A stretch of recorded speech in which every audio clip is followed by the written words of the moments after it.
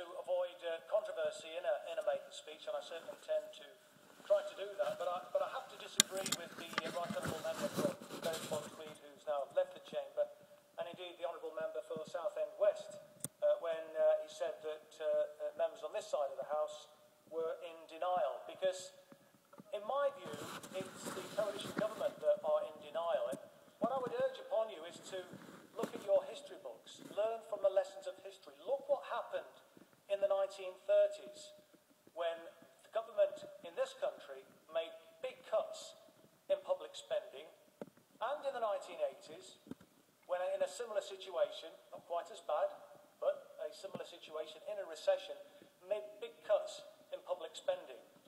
And that had a devastating impact on the economy, Mr. Deputy Speaker. And more importantly, from my point of view, had a devastating impact on the people that I represent, because unemployment went through the roof.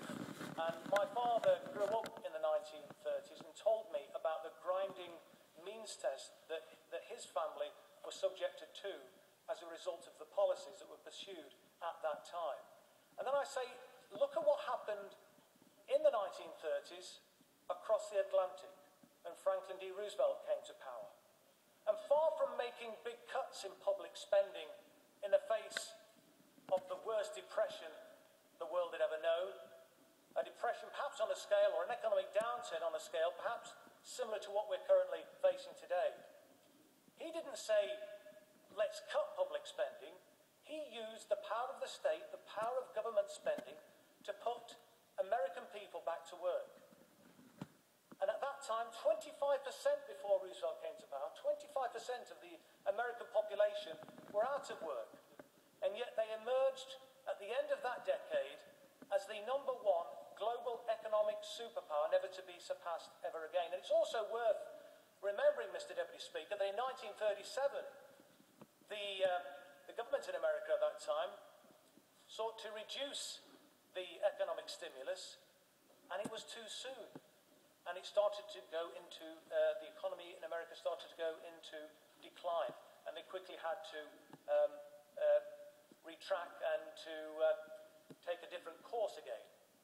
So I would say to the honourable member opposite to just look at your history books and don't be too quick to condemn the record of the last Labour government, because we were committed to investing in our economy to ensure that we kept people in employment, that we protected frontline services. And it's worth, I believe, thinking about the fact that it's not just necessary to make efficiency savings, to make reductions in government spending, and we accept that some reductions do need to be made, but it's also worth bearing in mind that we also need to be looking at how we can grow our economy. Because if we can put more people back to work, then more people will be paying national insurance and income tax.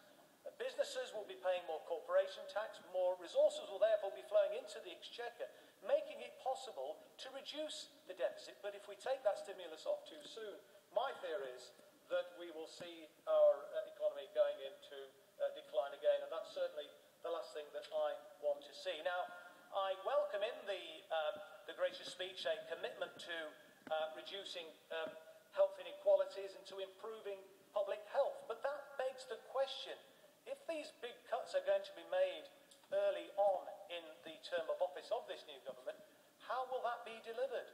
Because one of the biggest contributory factors to undermining public health and to increasing health inequalities is increasing unemployment.